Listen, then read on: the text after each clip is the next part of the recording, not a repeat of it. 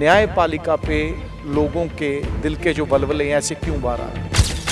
मैं तुम्हें कोर्ट में देखूंगा, मैं तुम्हें कोर्ट में देखूंगा, मैं तुम्हें अदालत में देखूंगा। उसका मतलब उसका भाव है कि अदालत में उसे न्याय मिलेगा और कहीं मिले ना कहीं ना मिलेगा। उसे बदमाश से डर हो सकता है, गुंडे से डर हो सकता है, व्यापारी से डर हो सकता है, उसे हर वर्ग से डर हो सकता है, लेकिन उसे एक न्याय के प्रति जो आस्था है, और मैं समझता हूँ माननीय सर्वोच्च न्यायालय को, चाहे राज्यों के उच्च न्यायालय हो, चाहे निचली अदालत हो, न्यायाधीशों को लोग भगवान मानते हैं। एक लॉयर, एक टीचर। तो उन्होंने कहा, मैं आज सुप्रीम कोर्ट में थी, वो लॉयर से जुड़े हुए chief justice of India, honourable high court के जस्टिस सबके बीच थी, काले कोर्ट से संबंधित था। तो उन्होंने कहा, आप लोग अपने को क्या मानते हैं? मैं तो आपको भगवान मानती हूँ। राष्ट्रपति के थे वो, राम मंदिर आंदोलन में जुड़े थे, वो कश्मीर इशू में जुड़े हुए थे, वो नोटबंदी में इशू से जुड़े हुए। तो लोगों ने सवाल उठाए। तो ऐसे पदों पर पहुंचने वाले, क्योंकि देश की सबसे बड़ी अदालत के आप चीफ जस्टिस और जस्टिस रह लेते हैं, तो मैं नहीं समझता फिर उससे बड़ा कोई पद देश में होता है। पेपर लीक से लोग निकलने लगे कि फिर कौन पढ़ेगा, फिर कौन रात रात पर पढ़ेगा, कौन कोचिंग वाला पढ़ाएगा? कोचिंग वाला तो फिर पेपर लीक के जुगाड़ में रहेगा। सरदार भगत सिंह, रोशन सिंह, अशफाक उल्लाह खान ने हंसते हंसते फांसी का फंदा इस दिन के लिए नहीं लगवाया था कि साहब हमारे देश में पेपर लीक करते रहना, मैं तो फांसी पे जा रहा हूँ, भाई भतीजा के आधार पर नियुक्तियां करते रहना, पेपर लीक करवा करवा के पदों पर देते रहना।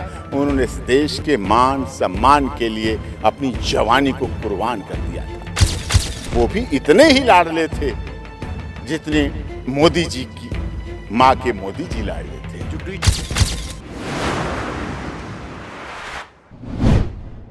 ਸੋ ਸਾਡੇ ਦੇਸ਼ ਦੀ ਨਿਆਂ ਪ੍ਰਣਾਲੀ ਤੇ ਕਿਤੇ ਨਾ ਕਿਤੇ ਸਵਾਲ ਉੱਠ ਰਹੇ ਨੇ। ਆਪਾਂ ਥੋੜਾ ਜਿਹਾ ਪਿੱਛੇ ਚੱਲ ਦਈਏ। 2 ਸਾਲ ਪਹਿਲਾਂ ਜਦੋਂ ਸੁਪਰੀਮ ਕੋਰਟ ਦੇ 5 ਜੱਜ ਮੀਡੀਆ ਸਾਹਮਣੇ ਆ ਕੇ ਬਹਿ ਗਏ ਸੀਗੇ, ਜੋ ਉਹਨਾਂ ਦੇ ਦਿਲ ਦੇ ਬਲਬਲੇ ਸੀ ਉਹਨਾਂ ਨੇ ਬਾਹਰ ਕੱਢੇ। ਉਸ ਤੋਂ ਬਾਅਦ ਸ਼ਾਂਤੀ ਭੂਸ਼ਣ ਉਨੀ ਵੀ ਉੱਠੇ, ਉਹਨਾਂ ਨੇ ਵੀ ਆਪਣੇ ਦਿਲ ਦੀ ਗੱਲ ਕੀਤੀ। ਸੁਪਰੀਮ ਕੋਰਟ ਵੱਲੋਂ 1 ਰੁਪਿਆ ਜੁਰਮਾਨਾ ਵੀ ਕੀਤਾ ਗਿਆ। ਹੁਣ ਜਾ ਕੇ ਅਰੁਣ ਸ਼ੌਰੀ ਨੇ ਵੀ ਇਹੀ ਚੀਜ਼ ਕੀਤੀ ਹੈ। ਸੋ ਅਜਿਹਾ ਹੋ ਕਿਉਂ ਰਿਹਾ? ਕਿਉਂਕਿ ਕਿਹਾ ਜਾਂਦਾ ਹੈ ਵੀ ਜਿੱਥੇ ਕਿਤੇ ਆਸ ਮੁੱਕ ਜੇ ਇਨਸਾਫ ਦੀ ਤਾਂ ਸਿਰਫ ਕੋਰਟ ਤੇ ਅਦਾਲਤ ਤੇ ਆਸ ਰਹਿ ਜਾਂਦੀ ਹੈ। ਪਰ ਇਸ ਤੇ ਵੀ ਹੁਣ ਸਵਾਲ ਕਿਉਂ ਉੱਠ ਰਹੇ ਨੇ? ਸੁਪਰੀਮ ਕੋਰਟ ਦੇ ਵਕੀਲ ਅਜੇ ਪ੍ਰਕਾਸ਼ ਸਿੰਘ ਸਾਡੇ ਨਾਲ ਮੌਜੂਦ ਨੇ। ਦਿੱਲੀ ਤੋਂ उचेचे तौर पे चंडीगढ़ आए हुए हैं। गलबात करते हैं। सो AP सिंह जी, ये जो अभी मैंने 3 उदाहरणें दी, शायद 2 वर्ष पहले की बात है जब 5 जज मीडिया के सामने आ गए थे। बिल्कुल। उसके बाद शांति भूषण जी, उसके बाद अरुण शौरी जी। ये क्या दृश्य बन रहा है? न्यायपालिका पे लोगों के दिल के जो बलबले हैं ऐसे क्यों बाहर आ रहे हैं? नहीं, बलबले तो क्या, एक्चुअली दुनिया का भारत सबसे बड़ा लोकतंत्र है। गुवाहाटी से चौपाटी, कन्याकुमारी से कश्मीर तक की कागज पर खिंची हुई लकीरें नहीं हैं। 150 करोड़ लोग रहते हैं इस देश में, तो उनकी जनभावनाओं का केंद्र है माननीय सर्वोच्च न्यायालय। लोग उधर आशा और विश्वास और आस्था के साथ देखते हैं। देखिए, आप कोई छोटा व्यक्ति कहीं झगड़ा होता है, वो क्या कहता है, I will see you in court, मैं तुम्हें कोर्ट में देखूंगा, मैं तुम्हें कोर्ट में देखूंगा, मैं तुम्हें अदालत में देखूंगा। उसका मतलब उसका भाव है कि अदालत में उसे न्याय मिलेगा और कहीं मिले ना कहीं ना मिले कहीं में। उसे बदमाश से डर हो सकता है, गुंडे से डर हो सकता है, व्यापारी से डर हो सकता है, उसे हर वर्ग से डर हो सकता है, लेकिन उसे एक न्याय के प्रति जो आस्था है, और मैं समझता हूँ माननीय सर्वोच्च न्यायालय को, चाहे राज्यों के उच्च न्यायालय हो, चाहे निचली अदालत हो, न्यायाधीशों को लोग भगवान मानते हैं। तभी माई लॉर्ड कहा जाता है। तभी माई लॉर्ड कहा जाता है। और इस बात की और पुष्टि की अभी 26 नवंबर 2022 को कॉन्स्टिट्यूशन हम मनाते हैं, संविधान दिवस मनाते हैं। उसमें देश की महामहिम राष्ट्रपति जी भी पहुंची, सर्वोच्च न्यायालय में हम लोग भी थे। तो उन्होंने एक बात बहुत बड़ी कही। उन्होंने कहा, मैं उड़ीसा से आती हूँ, और उड़ीसा में हमारे समाज में, राज्य में, क्षेत्र में, गाँव में आदिवासी समाज से आती हैं, महिला हैं। तो उन्होंने कहा, 3 लोगों को भगवान मानते हैं, एक डॉक्टर, एक लॉयर, एक टीचर। तो उन्होंने कहा, मैं आज सुप्रीम कोर्ट में थी, वो लॉयर से जुड़े हुए chief justice of India, honourable high court के जस्टिस सबके बीच थी, काले कोर्ट से संबंधित था। तो उन्होंने कहा, आप लोग अपने को क्या मानते हैं? मैं तो आपको भगवान मानती हूँ। ये राष्ट्रपति के थे कि मैं तो आपको भगवान मानती हूँ, मेरा उड़ीसा, मेरा देश, मेरे के लोग तो आपको भगवान मानते हैं, आप अपने को क्या मानते हैं ये मैं आप पर छोड़ती हूँ। तो ये सिस्टम जो आपने बहुत बड़ा जायज़ सवाल उठाया कि हमारे देश के संवैधानिक स्थिति को क्या माननीय सर्वोच्च न्यायालय बनाए रखने में कामयाब है? क्या कहीं उसमें कोई दीमक तो नहीं लग रही, कहीं कोई उसमें कुछ गलत तो नहीं हो रहा है, घुन तो नहीं लग रहा है। दीमक शुरू थोड़े से होती है लेकिन बहुत दूर तक फिर चली जाती है। तो इस तरह की भाव ना हो, इस तरह की विचारधारा ना लोगों में आए, लोगों का विश्वास, लोगों की आस्था, लोगों का मान कानून के प्रति बना रहे, संविधान के प्रति बना रहे, माननीय सर्वोच्च न्यायालय के प्रति बना रहे, यह आवश्यक है। लेकिन उसमें कुछ डाल मटोल इसलिए भी हो जाता। अभी पिछले दिनों एक माननीय सर्वोच्च न्यायालय के जस्टिस साहब को गवर्नर बना दिया गया। वो राम मंदिर आंदोलन में जुड़े थे, वो कश्मीर इशू में जुड़े हुए थे, वो नोटबंदी में इशू से जुड़े हुए थे। तो लोगों ने सवाल उठाए। तो ऐसे पदों पर पहुंचने वाले, क्योंकि देश की सबसे बड़ी अदालत के आप चीफ जस्टिस और जस्टिस रह लेते हैं, तो मैं नहीं समझता हूं फिर उससे बड़ा कोई पद देश में होता है। चीफ जस्टिस ऑफ इंडिया क्या है, राज्यसभा सदस्य क्या महत्व रखता है, क्या महत्व रखता है? आप सोचिए, आप देश के दूसरे नागरिक रह चुके हैं, आप देश के महामहिम राष्ट्रपति को शपथ दिलाते हैं, राष्ट्रपति जी आपको शपथ दिलाते हैं, पद की गरिमा रखते हुए, तो लोगों का भी आस्था और विश्वास बना रहे। आपसे कुछ नौजवान भी मिले होंगे जो ये कह रहे हैं कि हम भी शायद उसी जो मतलब काले, हम कहें भी काले बादल छा रहे हैं इस न्यायपालिका के कार्यशैली पे, वो भी उसी का शिकार लग रहे हैं। कहते हैं कि हम एग्जाम भी पास कर रहे हैं या पास कर रहे हैं तो हमें उस हिसाब से मार्क्स में हमारे साथ पक्षपात हो रहा है। सत्य लगती हैं चीजें? जुडिशियल एस्पिरेंट्स यूनियन इस बात के लिए संघर्ष कर रही है।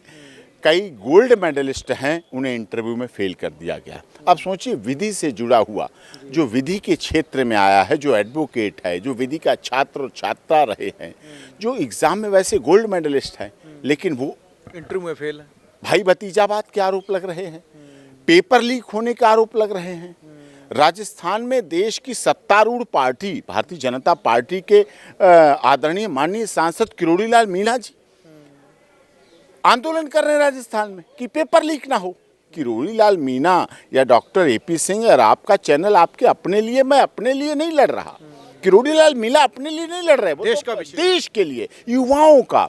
अगर देश के युवाओं का विश्वास परीक्षा के सिस्टम से टूट जाएगा, उस प्रोसेस से टूट जाएगा, पेपर लीक से लोग निकलने लगेंगे, तो फिर कौन पढ़ेगा? फिर कौन रात रात पर पढ़ेगा? कौन कोचिंग वाला पढ़ाएगा? कोचिंग वाला तो फिर पेपर लीक के जुगाड़ में रहेगा। कहाँ से पेपर लीक मिले, कितने पैसों में मिले, मैं उसे खरीदूं, अपने छात्रों को बेचूं और रिजल्ट आ जाए।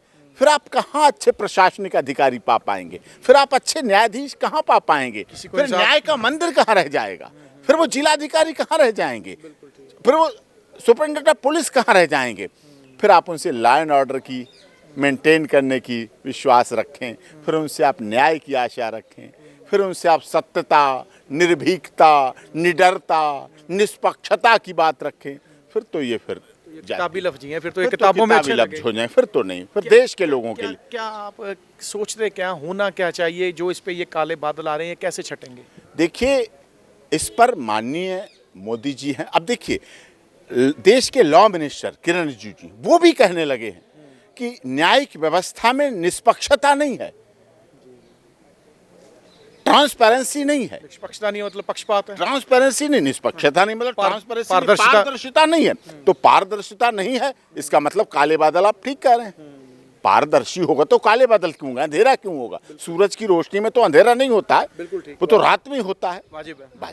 तो सूरज की रोशनी में हम जी रहे हैं, तो फिर अंधेरा क्यों हो, पारदर्शिता क्यों नहीं हो?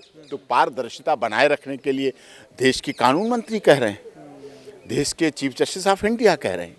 तो ऐसे समय में इसका मतलब कहीं ना कहीं तो उन्हें भी दिख रहा है, हम ही नहीं कह रहे, या आपके चैनल के करोड़ों दर्शक, लाखों दर्शक नहीं कह रहे हैं, या आपके दिल का अपना सवाल नहीं है, या आपके लाखों दर्शकों का सवाल नहीं है। इसका मतलब वो देश की महान हस्तियां हैं जो हमारे संवैधानिक पदों पर बैठे हुए, वो कह रहे हैं। तो वो जब चाह रहे हैं कि इसमें सुधार करना चाहिए, इसमें बदलाव करना चाहिए, कॉलेजियम सिस्टम पर काम करना चाहिए, पेपर लीक होने पर रोक लगनी चाहिए, इस पर बड़ा अपराध होना चाहिए, मोदी जी कह रहे हैं, लॉ मिनिस्टर कह रहे हैं, चीफ जस्टिस ऑफ इंडिया कह रहे हैं, देश की महामहिम राष्ट्रपति कह रही हैं, तो सब जब कह रहे हैं तो वो काम होना चाहिए। मांग उठ रही है कि सीजेआई, राष्ट्रपति, प्रधानमंत्री गृह मंत्री, कानून मंत्री, इन सब पे आधारित एक कमेटी बननी चाहिए जो पारदर्शिता से इस सारे हाँ, घटनाक्रम को निश्चित तौर पर ये देश के वकील जो न्यायिक व्यवस्था से आगे जुड़कर न्यायाधीश बनते हैं, न्याय के मंदिर के देवता बनते हैं, जिन्हें माई लॉर्ड कहते हैं, प्रहरी, पहरेदार, कानून के प्रहरी, देश के रखवाले कहे जाते हैं। देश की सीमा पर जो हमारा शहीद हो रहा है और इस देश को आज़ादी दिलाने में नेताजी सुभाष चंद्र बोस, चंद्रशेखर आज़ाद, सरदार भगत सिंह, रोशन सिंह, अशफाक उल्लाह खान ने हंसते हंसते फांसी का फंदा इस दिन के लिए नहीं लगवाया था कि साहब हमारे देश में पेपर लीक करते रहना, मैं तो फांसी पे जा रहा हूँ, भाई भतीजा के आधार पर नियुक्तियां करते रहना, पेपर लीक करवा करवा के पदों पर देते रहना। उन्होंने इस देश के मान सम्मान के लिए अपनी जवानी को कुर्बान कर दिया था। वो भी अपनी माँ बाप के लाडले थे, वो भी इतने ही लाडले थे जितने मोदी जी की माँ के मोदी जी लाडले थे। जुडिशरी अधिकारी दबाव क्यों झेलते हैं? उसके पीछे यही कारण है कि उनके राजनीतिक प्रभाव, राजनीतिक दबाव, राजनीतिक प्रभाव, और न्यायपालिका पर कभी भी राजनीतिक दबाव या प्रभाव या प्रसार नहीं होना चाहिए, किसी कीमत पर भी नहीं होना चाहिए। सो AP ਸਿੰਘੋਂ ਨਾਲ ਸਾਡੀ ਗੱਲਬਾਤ ਚੱਲ ਰਹੀ ਸੀ, ਬੜੀ ਫਰਾਖ ਦਿਲੀ ਨਾਲ ਇਹਨਾਂ ਨੇ ਸਾਫ਼ ਕੀਤਾ ਹੈ ਕਿਤੇ ਨਾ ਕਿਤੇ ਜੁਡੀਸ਼ਰੀ ਦਾ ਜਿਹੜਾ ਸਾਡਾ ਕਈ ਆਪਾਂ ਸਮਾਜ ਦਾ ਇੱਕ ਬਹੁਤ ਮਹੱਤਵਪੂਰਨ ਅੰਗ ਹੈ, ਕਾਲੇ ਬੱਦਲ ਜਿਹੜਾ ਉਸ 'ਤੇ ਛਾ ਰਹੇ ਨੇ, ਕਿਤੇ ਨਾ ਕਿਤੇ ਜੁਡੀਸ਼ਰੀ ਨਾਲ ਜੁੜੇ ਹੋਏ ਉਹ ਅਫਸਰ ਵੀ, ਅਧਿਕਾਰੀ ਵੀ ਜ਼ਿੰਮੇਵਾਰ ਨੇ, ਜਿਨ੍ਹਾਂ ਕੋਲ ਤਾਂ ਕੰਮ ਹੀ ਇਹੀ ਹੈ ਕਿ ਤੁਸੀਂ ਹੌਸਲੇ ਨਾਲ, ਇਮਾਨਦਾਰ ਨਾਲ ਕੰਮ ਕਰਨਾ। ਪਰ ਜੇ ਕਿਤੇ ਨਾ ਕਿਤੇ ਅਜਿਹਾ ਸਿਸਟਮ ਹੁੰਦਾ ਰਿਹਾ ਤਾਂ ਫਿਰ ਅਸੀਂ ਉਹਨਾਂ ਸ਼ਹੀਦਾਂ ਦੀ ਬੇਕਦਰੀ ਜ਼ਰੂਰ ਕਰਾਂਗੇ ਜਿਨ੍ਹਾਂ ਨੇ ਆਪਣੀਆਂ ਜਾਨਾਂ ਸਾਡੇ ਦੇਸ਼ ਦੇ ਲਈ ਵਾਰ ਦਿੱਤੀਆਂ ਸੀ। ਵਿਜੇ ਮੋਹਨ ਦੇ ਨਾਲ ਬਲਜੀਤ ਮਰਵਾਹਾ, ਸਕਰੋਲ ਪੰਜਾਬ, ਚੰਡੀਗੜ੍ਹ।